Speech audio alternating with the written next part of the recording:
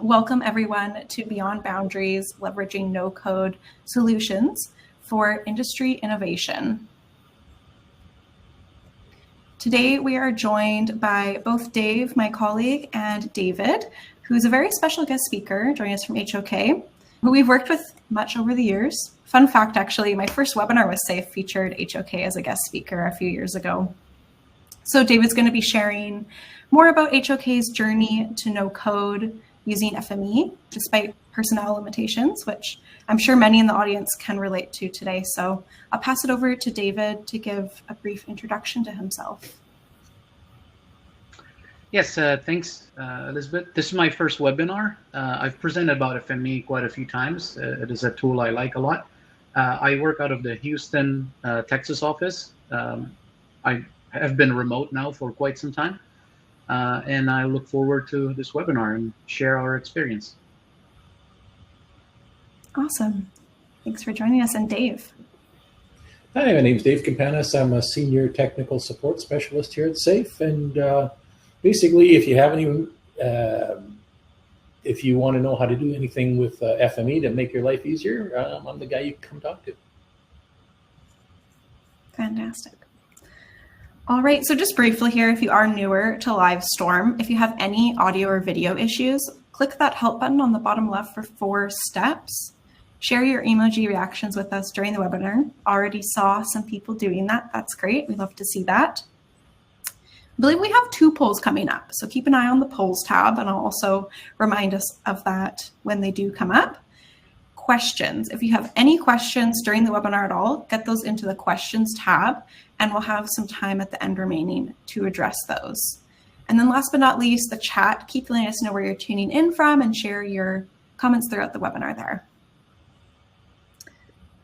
All right, so with that, I'll get our presenters to turn off their webcams just to save on some bandwidth for the remainder. And I'll pass things over to Dave to go through our agenda here. Okay, so our agenda today, I'm going to give a brief introduction to FME and no-code, and then I'll turn it over to David, who will go through the bulk of the presentation on the joys of using no-code solutions. And then finally, we'll have a wrap-up Q&A at the end. So a quick introduction. Today, we're going to talk about how FME's no-code platform can help you conquer today's challenges. FME's no-code tools will help you automate, collaborate, and enhance efficiency within your enterprise. So our first poll is, what are your biggest challenges to implementing a no-code solution in your organization? So just select the top 1 or 2, and we'll see what people have to say. Perfect. I just launched that under the polls tab there, so if folks want to head on over, we'll give everyone a moment to vote here. Looks like a couple are definitely coming out in the lead. Yeah, it looks like difficulty in integrating with existing systems and understanding of no-code capabilities are the 2 top challenges for most people here today. Looks that way, so hopefully we can help them out with those with information on that in this presentation. Thanks for responding to the poll, folks. So basically with FME, we are going to show you how you can bypass these common hurdles or the problems that you're having with the no-code solutions. So for those of you not familiar with FME, this is our enterprise platform. So we have 2 basic applications. The first is FME Form, and that is a desktop tool where you build your data processing pipeline, essentially using the widgets in a sort of no-code toolkit. You can build it there. You can also test it, do test runs to make sure it's working and debug it, etc. And then we have FME Flow, which is a enterprise product. So once you're finished building your process, you would publish it up to FME Flow. And FME Flow allows you to share that process with other people in your enterprise using a simple web interface, Or we have an automation toolkit that allows you to set up automation so you can have your processes run automatically, whether it be on a schedule or in response to uploaded data through emails or dragging and dropping files into a folder, etc. Okay, and now I'm going to turn it over to David to go into more details on the no-code solutions. All right, thank you very much. Good to see that the polls said that most of the attendees have difficulty integrating with existing systems, because this presentation kind of fits in that, and hopefully you can see a success story of how to achieve that. So I'm really happy to be here. Thank you for the invite. We'll talk a little bit about what HOK is. I don't know where most of the attendees work. HOK is an engineering, design, architecture global firm. Our offices are mostly in the United States and North America, and we have offices in Canada as well, Dubai, Asia Pacific, and London. And here we're just seeing a sampling of projects, large projects mostly, such as entertainment venues, airports, large corporate facilities. But we do projects also in healthcare, science and technology, and other smaller projects as well. So in this presentation, we are going to look at one particular custom application, and we're going to chat a little bit about the challenges that we face. So it's more of a story of how can you use a solution such as FME to extend your software development team. Obviously, we have limited resources, limited budget, short schedules. I'm sure everyone deals with that. But the primary sort of protagonist of the show will be Trajectory. Trajectory is a web app that we've built in-house to help us with being more efficient in our day-to-day operations, especially as it pertains to design technology. So with that, a little disclaimer about the image credits. We're here to have a little bit of fun as well. A lot of images were generated with Microsoft Bing about 8 months ago, actually. So a lot has changed in the AI world since then, but we will not be talking about AI in terms of this application. It's sort of good old-fashioned logic in this application. And we will, you'll see the prompts that were used to generate these images, and we'll probably have a couple of chuckles at the expense of early AI. We might not be chuckling in a few years, probably, but we'll see. If an image doesn't have the prompt, it's either been credited, the source has been credited, or it was a screenshot. And we'll have quite a few screenshots. We'll try not to get into too much detail. And we also have a small recorded demo of Trajectory so that you can see it in action. I'm terrified of live demos, so I decided to record instead.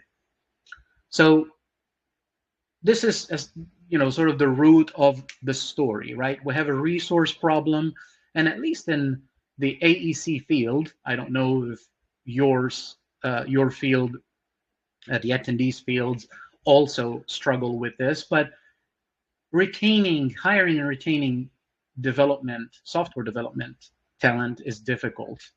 Difficult to retain that talent, and talent or the level to which you say a developer is talented, can vary. But at least in my eyes, it's not just the developer's ability to code and understand software languages, but also to fill in gaps and challenge what the original premise of the solution is. So why does this happen? Right? Well, typically AEC companies don't sell commercial software. They work on buildings like we do. We help clients with determining whether they need a building or not, and how can they better utilize their existing buildings, perhaps, or repurposing a building from one type to another. Typically, companies are unable to match the same financial incentives that a commercial software company or an exciting startup can do for a developer. So there's a little bit less, I call it, intellectual excitement for devs compared to a startup or a software organization. A few years ago, as an example, everyone's excited, want to work at Google, or they want to go work at Safe Software, or they want to go work at Facebook or another more known company. So the other problem we run into is also that a developer with a computer science background typically lacks the subject matter expertise for tools and processes in AEC. And I'm sure that's the same thing that you see in other types of businesses. So for a dev, for a software developer, there is a higher perceived growth opportunity outside of the wall of the business, AEC in my case. So it's very hard to keep that talent productive and at your company. Obviously, there's a skills gap, and we have to figure out ways to close that gap. So how do we actually do that? There's obviously ways that you can outsource work in solutions such as Fiverr and Upwork. There's other services, of course, that this can be that can solve this sort of problem. But we're here mostly today to talk about how FME can bridge this gap. How can low-code and no-code applications bridge that gap? So in our case, what we ended up doing is we had to take a little bit of a deeper look at the definition of a dev team. Does a dev team mean everybody has to code in a specific language, or could you put together a more diverse group of people that can collaborate and work together and still come up with a solution that doesn't look like that image where it's half complete? What are the critical skills needed? How can we divide this work between sort of a traditional dev that can code and do scripting all day long and subject matter experts that know perhaps logic and know how the systems work and can contribute but are not able to code?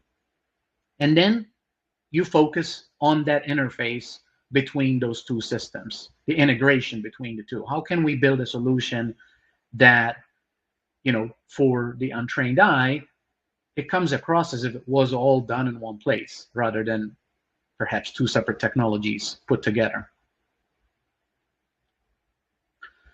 So if you guys are here, you're obviously either familiar with low code or no code, or you're an advocate of that, or perhaps you want to learn a little bit more. What does it mean? But typically,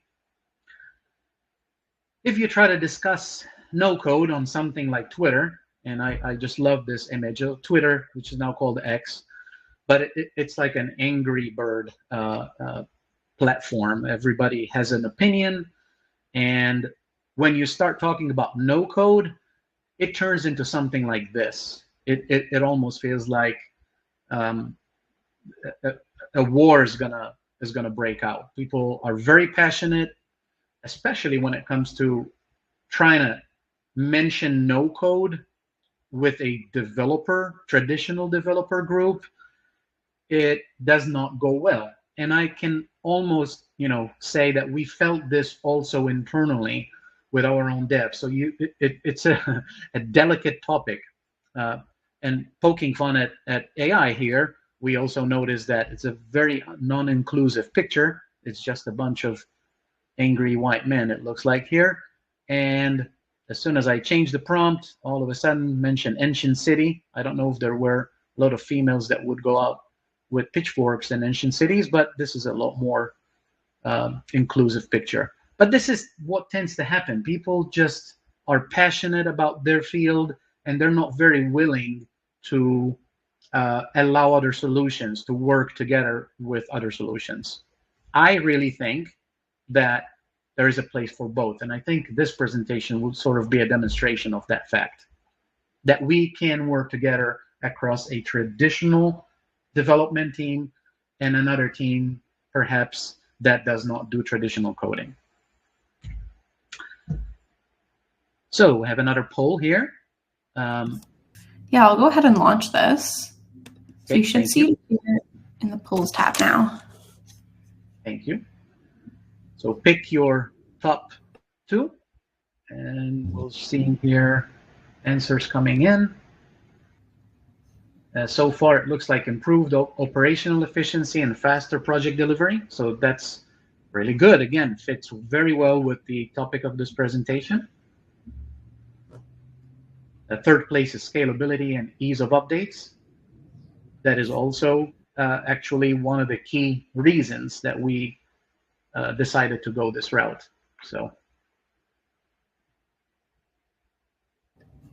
all right. Thanks everyone for voting. Thank you for voting. Proceed to the next slide. So this is essentially what we set out to do. This started in 2019. It was actually pre-pandemic, but our team, our design technology managers have to contend with this burden, the administration burden. We have seen an explosion of SaaS offerings, and we've been adding to our sort of portfolio of tools that we use. And we have gone away from sort of one big solution that's on-prem, and we develop for it, and we make automations and optimize that, and we use it on-prem. And we've gone to a sort of scenario where we use 5, 6, 7 different systems, and you have to figure out how to integrate them all together. And the reason we've moved to that is not just a matter of cost, but it's because those tools have become much better than the traditional, perhaps one size fits all systems. They do a few things really well, so we obviously see advantages in using them. But the problem is we have to admin them separately. So you have different URLs to track. Every software is different. Every system is different. And I'm showing an example here of 2 Trimble offerings that we use. One is called ProjectSight and one is called Connect. Even though they're coming from the same company, one has a sort of a portfolio system where settings are at the portfolio level, whereas Connect does not have that same system. So even within the same vendor, we see this huge difference between how they operate and how they work. Not to mention that not all APIs are created equal. The REST APIs differ in terms of their reliability, how good they are, how efficient they are, and also the level of support that you get from the company itself.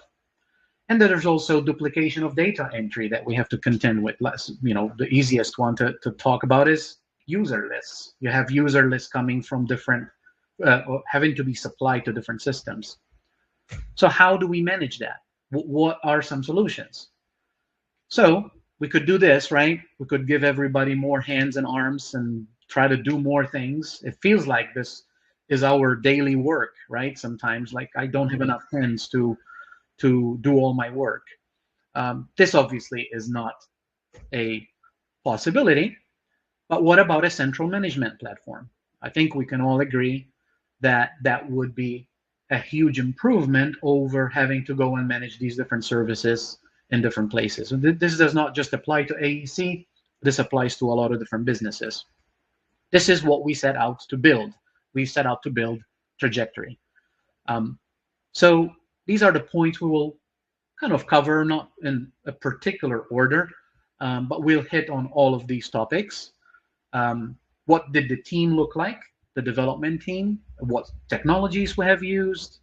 What was the schedule? How we communicated? how we documented, the importance of documenting, and also talking about a release candidate, because scope creep is real. So you have to make sure that you keep a good check on the requirement so that you can produce something, and then perhaps plan for a next development cycle.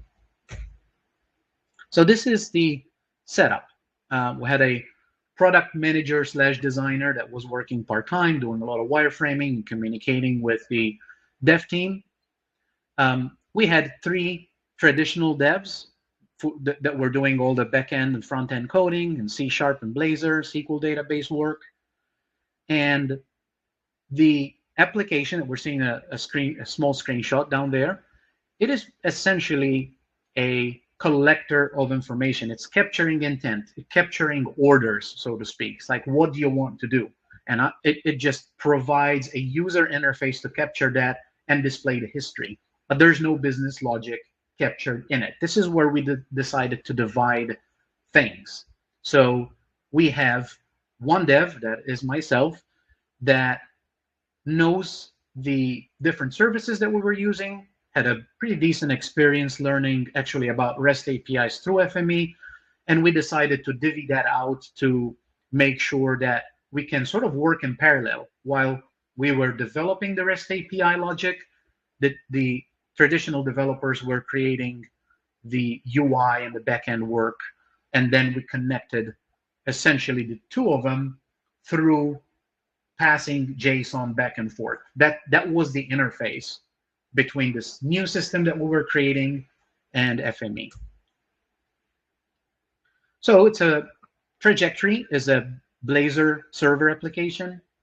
It has SQL backend, and we decided right from the bat that we wanted to have a production, a test, and a dev server. We could have probably lived with just a single test / dev server, but we decided to do 3 at a time.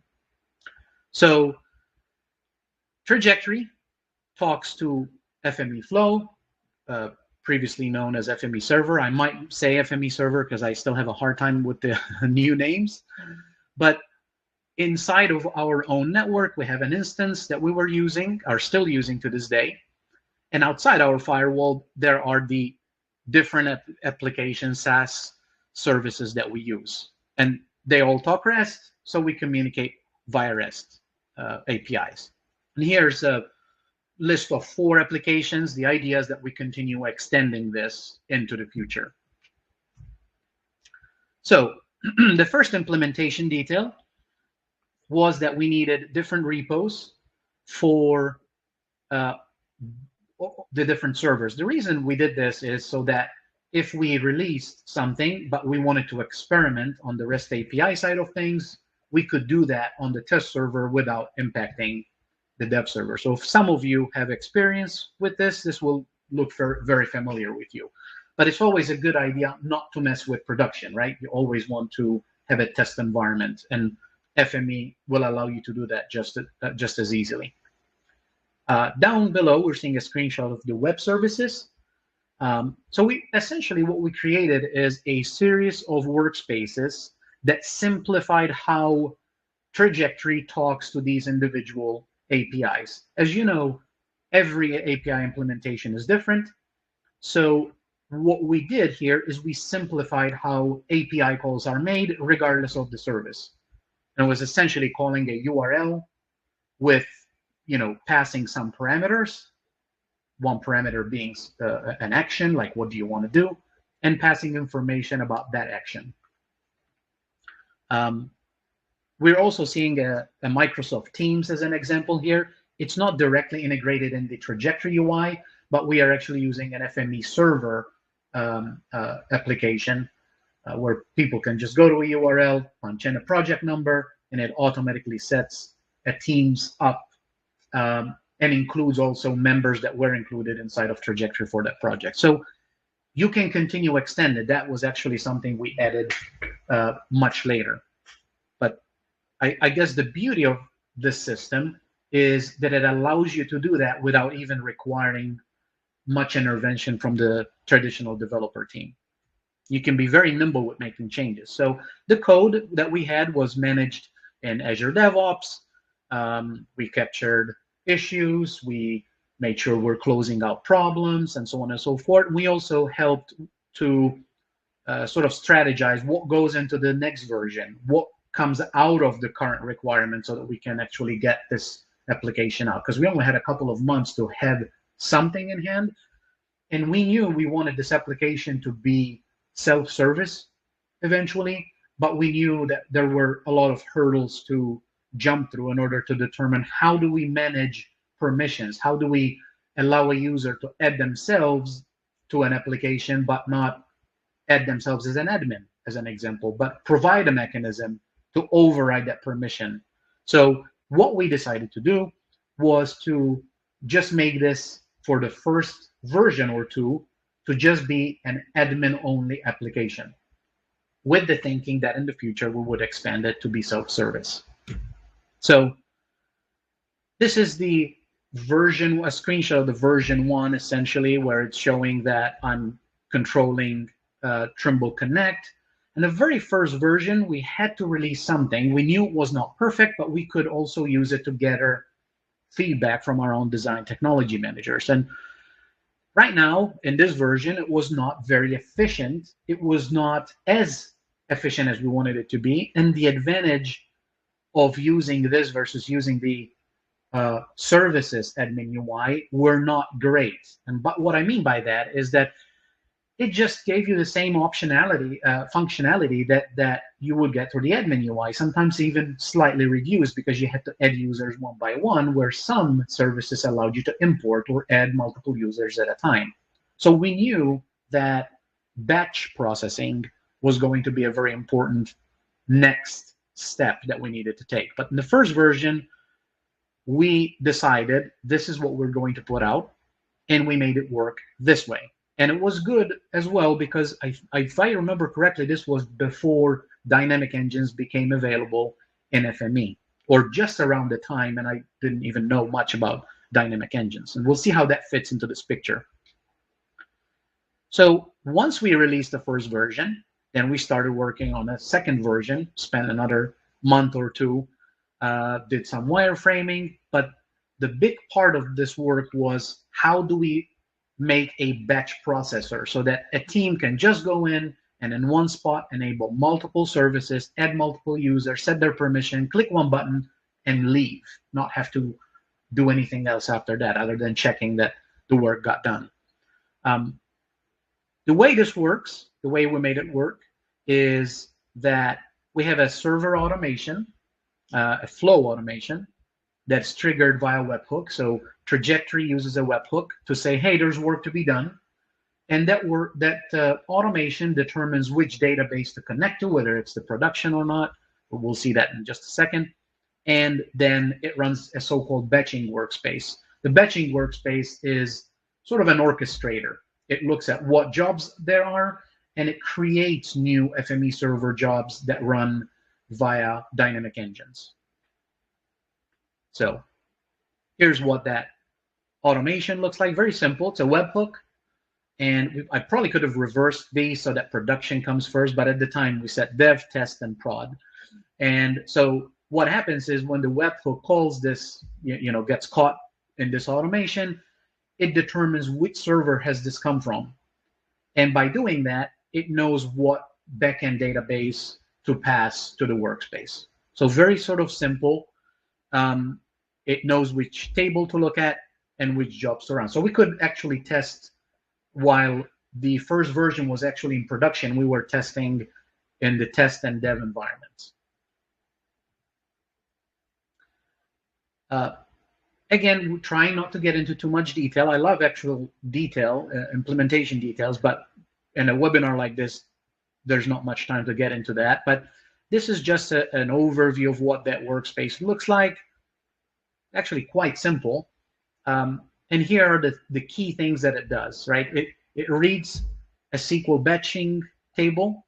It determines what are the unclaimed jobs. Remember also that there are multiple people that could be using this system. So there could be jobs coming in while this batching workspace is trying to run them. So we wanted to make sure that whenever it grabs a bunch of jobs, it claims them.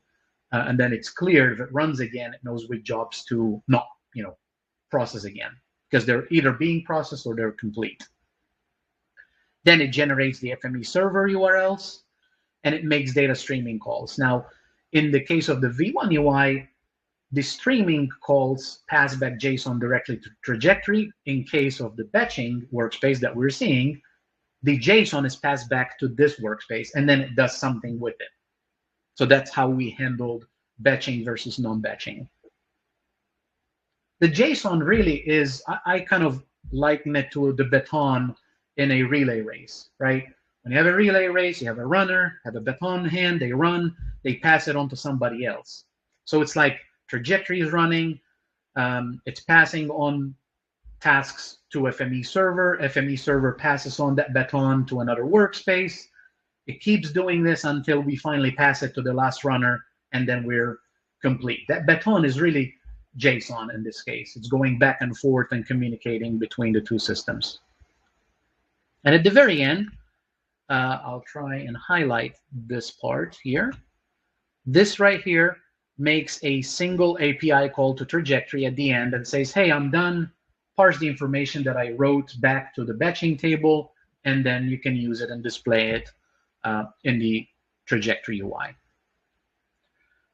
So this workspace utilizes a different queue on FME flow, and it calls out a number of dynamic engines so that it can process very quickly. And we'll see this in the demo as well. Thank goodness that came along at that time, because I don't know how we would have done it other than having to purchase one or more engines to perform this. But dynamic engines is a really efficient way to do it. So this is, again, another screenshot of one of these web services. The structure is fairly similar. And we'll talk also about how we documented this and how that documentation process actually helped us identify the structure of these web services. So what it does, this part right here, for example, this creates a project, so it even interacts with on-prem data. It goes to get project data and creates the service with the project name, project number, so it follows the naming convention that we wanted. And down here, it also shows how it can add a user, modify a user, remove a user, and so on and so forth. And at the very end right here, this passes JSON back to either trajectory or that batching workspace that we just looked at. So, stars of the show here, obviously the HTTP caller. That's the one that will make the REST API calls. FME is managing the connections for us, so we don't have to worry about tokens and things like that. You have to worry about them, obviously, when you're implementing this, but it becomes something that you don't even have to think about when it's processing. And we're seeing a detail here. It's essential of this structure. These workspaces kind of start with this creator, and then there are a series of parameters that get passed and onto the workspace, especially here in the attribute manager. They are written as feature attributes. And then the other big component is this test filter. And this is how we were able to make essentially one web service that does multiple things. So depending on what action is passed, it knows which branch to pass it on to over here, whether it's creating a new project or adding a user, it knows where to go. And there were certain things that we added, but we did not expose in trajectory, such as deleting a user or deleting a project. But while we were testing, we still needed to have the ability to delete a project, but we never exposed this to trajectory. And that was by design. So JSON strings, as we said, are passed back to trajectory. Trajectory parses them, stores some of that data in the backend database, and displays the result in the web UI as you're seeing right here. It shows you whether there's successes, failures, and some details. This helps a ton during debugging, and also to sort of reconstruct a timeline of when something happened as well. So demo time. Hopefully this will be a little bit more instructive. There's no audio. I'll walk you through what is happening. We'll see not only successes, but we'll also see failures, because an important part of this is that you have to design for failure as well. So, all right, here we go. So I'm going to my projects here. I am selecting a project that we created just for this webinar, and I'm going to join it. So again, this join thing is just adding me to the project, and the idea is also that an end user would do the same thing so that they could have a list here of projects. So at the project level, we're going to add users. We decided to do it simply copying and pasting from, say, an email, which is how a lot of these users come to us. And we commit this. It parses their name and last name and the company and the email address. And I'm also going to add an internal user, which is also checked from Active Directory in this case. And then I'm just going to manage the external applications. So this is part of the version 1 UI, where you have to click on each of these services to enable them. And as you can see on the left-hand side panel, a tab gets created for each project, for each service. But we're going to start with the batch UI, because that's the more exciting one. So we're going to select an office. The office is a common thing, but we decided to leave it at the service level in this case. So now all I'm doing is configuring every service. I'm giving it the information that it needs to be able to create that project. Obviously, different services require different, information. In this case, Drofus requires a server. A database name is optional because we built in the logic with the project name and number, so we did not require an input. But if someone wanted to have a custom database name, like in this case, you can type it in and it uses that database name. So as far as logic is concerned, so far it is just a data collection system, as you can see from this demo. There's no communication with FME server right now or FME flow. We are just specifying intent. I want to add these users, and as you can see, I'm going to pause for a second here.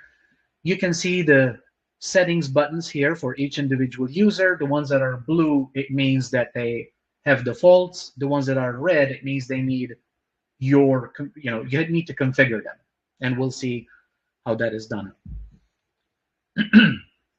So this allows you to multi-select users as well. Again, for efficiency, I'm going to select only the safe employees right now, and I'm going to set them as a collaborator, view only for this particular service.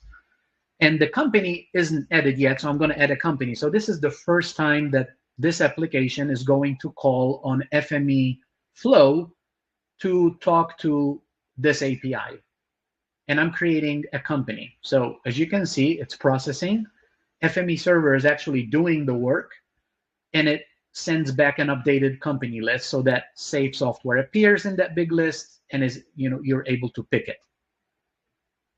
So it's very seamless. The speed by which it runs is actually a function of the API and obviously how fast this application talks to FME server, right? So now I'm going to add an internal user, and I realized later that I made a small, not really a mistake, but I wanted to add one as an admin and one as a power user, but I ended up adding both as admins, just a minor thing, but just wanted to point out that that's the reason I was doing them independently, is because I wanted to add them with different roles. So here we go. We added all our users, taking a company, because that's important for this particular service. Now I'm going to pull in the FME jobs page. This is a FME 2020.1, still running strong. And we're going to refresh a few times until we see the jobs running. So trajectory wrote the information to the table, and that workspace that we saw earlier, or the automation, picked up the, through the webhook and started running the batch trajectory, the trajectory batching workspace, sorry. As you can see, it's running on an engine. And I'm going to pause the video for a second again. This is obviously, I edited the video so that there's not a lot of refreshing going on, but you can see here that the whole job took about a couple of minutes, and there's some pauses inserted on purpose so that we give the different APIs time to catch up. But you can see that this workspace spawned a bunch of other jobs, and they're also using the trajectory queue, and the trajectory queue uses the dynamic engines. And you can see that each service might take 2 or 3 seconds to run and complete the work, sometimes even 1 second, as you can see down here. So we'll continue on with the demo. Go back to trajectory, hit the refresh button there, and as you can see, that data has been parsed, and we can see what happened. That button should have gone away, this refresh button, so it means something failed. So it's very important that you design for resiliency. In this case, you're seeing that it says retrying. It's not automatically retrying. I'm doing a few refreshes here in case trajectory was lagging, but that was not the case. And we're gonna dig in and figure out what happened. So we can see that the project was set up on this particular service. It's called Drofus. It's an application we use for planning purposes, but the users were not added. And excuse me, it tells us over here that there's different possibilities of why this happened. In this case, it is because the project had not been set up by the time it tried to add the user. So that obviously failed. But the good thing about this system is that when we hit the commit button, FME server is called again. And in the time it took to open up Drofus, go to its web UI, the admin UI, and find the project and click on it, we see, I'm going to pause here for a second, we can see that the users were added with the default settings, which was user, right? So when we go back to trajectory, we refresh and we see that it is now completed.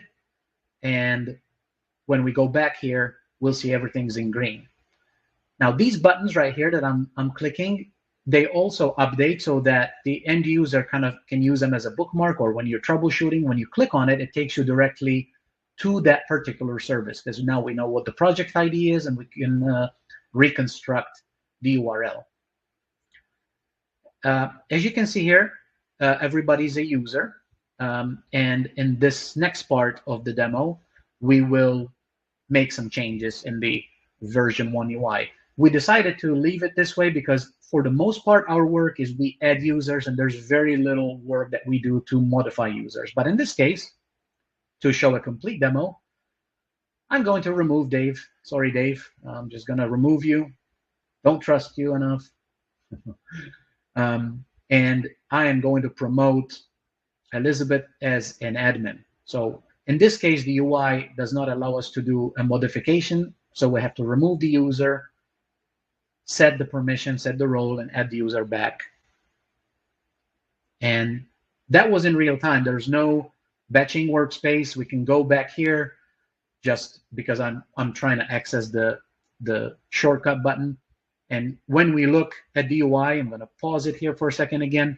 We'll see that Dave has been removed and Elizabeth is now added as an admin. So again, very seamless. The baton is being passed through JSON, and that gets us to the end of the demo. So now I'll pass on to the next slide. Give me 1 second because it doesn't really like me doing full screen video. All right, so the other part that I wanted to quickly talk about is communication. How did we communicate with the developer group that was coding the way to create trajectory? Communication happens on multiple levels. In this case, we needed to capture the implementation details, how things work, and pass on that information to the development team so that they can design for it, right? So this was, again, pre-pandemic, and then we were using it way before COVID. This is just a screenshot of Miro. In this case, there are a lot of whiteboarding solutions out there today. Not expecting you to read anything from this slide, but we were using it to wireframe. We were writing comments back and forth. So we were collaborating in the cloud essentially to design this thing and get it built. So we were doing mock-ups. There's interaction ideas. We're capturing implementation details for each service, which comes in handy even to this day, so that we can kind of revisit our decisions. And this was where the interface happened, and we'll see a little bit of a detail here. I was capturing what every REST API needs as far as requirements. Some are needed parameters, some are not. They might be optional. So we were capturing that information in a table, and it made it very easy to communicate with the developer. Like what do we want this call to FME server to be, and what parameters do we want you to pass along? And that was the extent of the logic built into Trajectory. Trajectory was only sort of preventing you from, say, trying to add a user before the service was actually enabled. That was the only thing, only logic, so to speak, that was captured in Trajectory. All right, so this to me is very important. You have to document the process as if you're going to be gone tomorrow, because things happen, accidents happen, people move, find different opportunities, and luckily I'm still here today with HOK. But we had developers that move, right? They go for other ventures, and or they move to other projects. We had the original crew, the big part of them moved on to other projects, and it's hard for them to get back to tweak or make changes to the project. So developing a system to document this is really important, so that we can understand what happened. And if you're needing another developer to come in and help out, that documentation is critical. You have to have it. This is another example of documentation at a different level. So again, just a diagram of all the different servers and all the different databases that come into play. And we used this for multiple reasons. We used it to track work, to track progress, to track what we wanted to work on. As you can see here, there's these different little icons in order to show whether something is being worked on or not being worked on. So I'm trying to highlight here.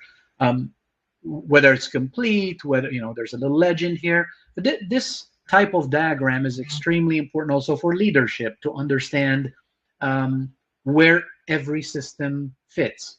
Why do we have FME at HOK? And we are listing out exactly what processes are running on that particular server. We actually have an instance of FME Cloud as well, or Flow hosted, that we use for other purposes, and that interacts with other services as well. So it's a very good tool. Diagrams like this are extremely good tools to communicate at various levels, whether it's at the leadership level or even at the technical level when troubleshooting. Like, why did a project not show up in Trajectory? Well, there are other services that run, other things, other syncing, that other automation that runs to feed information to Trajectory. So having this sort of simplified diagram really, really, really helps to debug quickly, be very nimble with doing that. So key takeaways. There's one more AI-generated picture.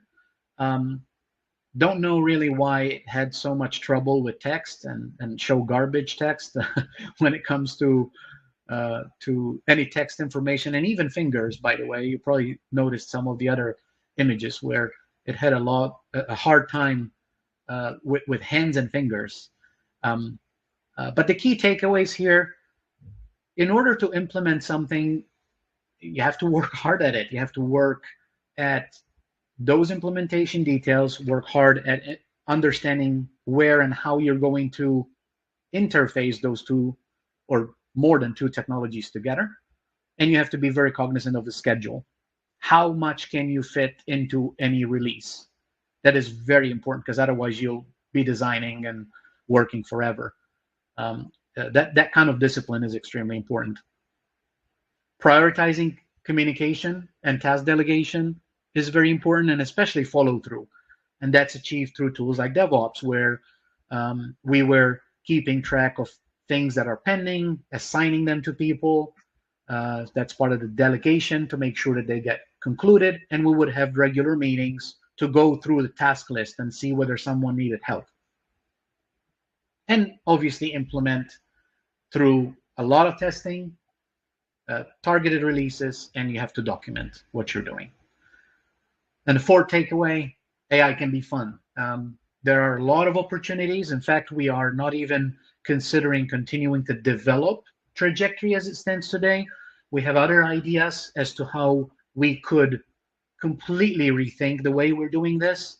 But the beauty of the system as well is that all that hard work that went into creating those workspaces would not be lost. It would be reused. And whether we use a chatbot type of application to collect the information that we need, or whether it's some sort of other type of UI that does a lot more inferring and does a lot more, with less input, that tends to be, that will be a story for another day, depending on where we go with this. But a lot of the hard work and lessons will definitely not be lost. So we're coming up to the very end. I don't think we have much time. We had a couple of bonus slides in case we run short. I'm just going to display them real quick. Again, they're not going to win any awards as far as the most beautiful slide. This is, again, to show you how complex you can, FME can handle a lot of complexity. Let's put it that way. This is an example of a workspace that runs daily, that syncs data between two systems, in this case, ProjectSight and Smartsheet. There's hundreds of projects that get synced every day. There are reasons that we're doing this, but essentially, anything to do with REST API, FME can really, really shine and be a very scalable application. Sometimes the scale issues come from other issues, and you have to kind of subdivide things, but it can really handle a lot of complexity. And that workspace also is able to output something as simple as an HTML document that loads up in Teams. I'm sure a lot of you are familiar with Teams. We have a tab, and we almost made FME Cloud, in this case, act like our own little web server. There's a little workspace that just streams back an HTML report that runs every day. So we know what the syncing is, what happened, what failed, what time it took. And every one of these is actually a link to the source data. So in this case, a link to the project and a link to each sheet on Smartsheet in this case. So really the sky's the limit as far as development is concerned with FME. And with that, I pass it back to Elizabeth and Dave. Awesome. Thank you so much, David, for taking the time to share your use case and story with us. It was definitely inspiring, and something we'll be sharing widely out. Okay, so before we go on to our Q&A portion, which now is a good time to remind, if you do have any questions about the content that David presented today, please do leave that in the questions tab, and we'll have a little bit of time remaining at the end. I'll aim to get us there in a couple of minutes here. So with that said, I'll move on to our resources and next steps. We have an ebook available on spatial data for the enterprise with the short link there if you'd like to check that out. It is a free resource, as is the rest of the resources listed on this slide. Our FME Academy and knowledge base are great sources for guided learning and how-tos and demos. So a couple more links there. And lastly, on this slide, I'll highlight our webinar program. So we do have many great webinars available on demand, as well as a lot of great webinars coming up. So definitely check that out if you have yet to register for any upcoming webinars. Contact us if you'd like to chat about anything data, info@safe.com. And the FME Accelerator, it's only 90 minutes, it's free of charge. It's a great way to get started with learning the basics of FME. claim your community badge. So as a thank you for joining us today, I just dropped that code in the chat for easy copy and pasting as well. But yeah, as a thank you for joining us, here is today's code that you can redeem this badge. Yeah, and I'll just note, if you aren't a member of the FME community, we encourage you to take a look. It's a great place to network with other users and experts alike. All right, and with that, we do have some time remaining here for Q&A, just a few minutes, so we should be able to get to a couple of questions here, and it looks like we have one or two we can pick out here. So yeah, I'll get our presenters to turn back on their webcams, actually, and we can take a look together. Perfect.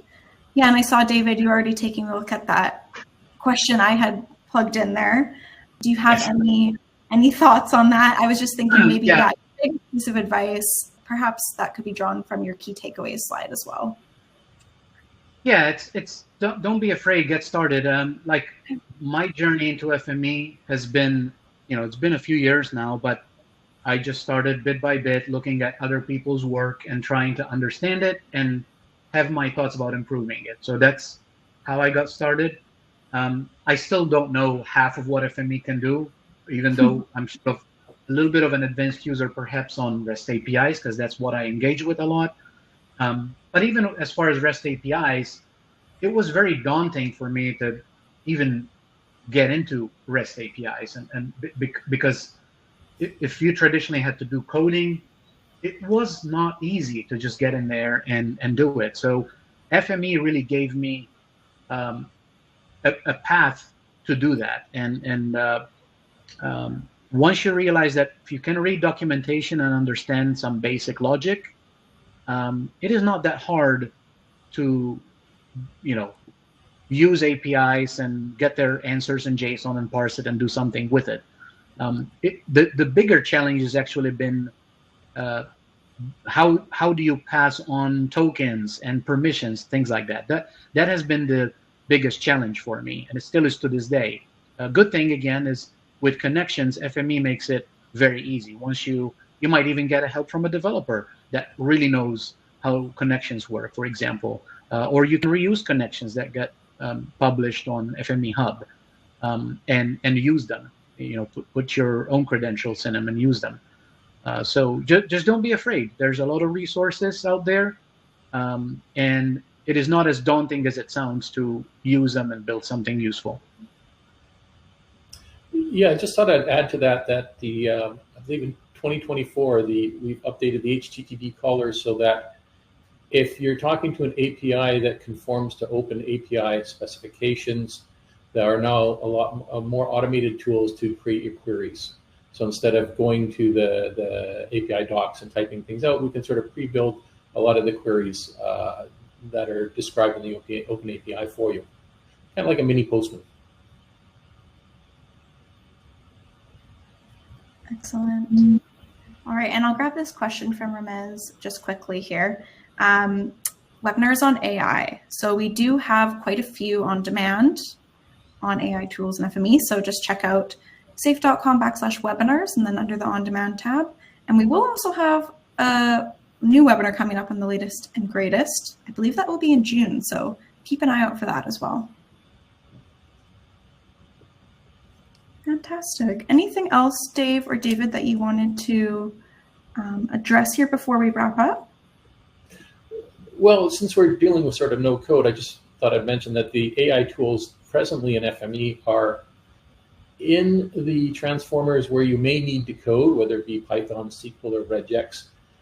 We have AI assistants now to basically make FME truly no code throughout. So if you do have to write code, we have little AI assistants to help you out with it. Yeah, regular expressions, a very important part of data. I almost wished I didn't have to learn it, but I had. But it's very easy today. I've looked at the new sort of Copilot, and it can just build regex for you without having to know about how it works. So it's really good.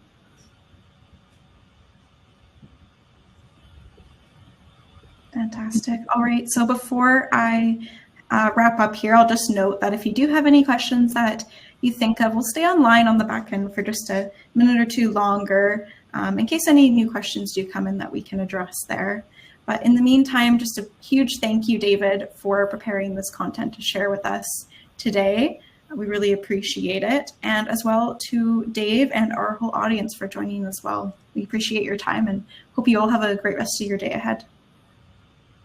If you do have a brief moment to fill out our webinar survey, we appreciate any feedback. It helps us improve our program. So thanks, everyone.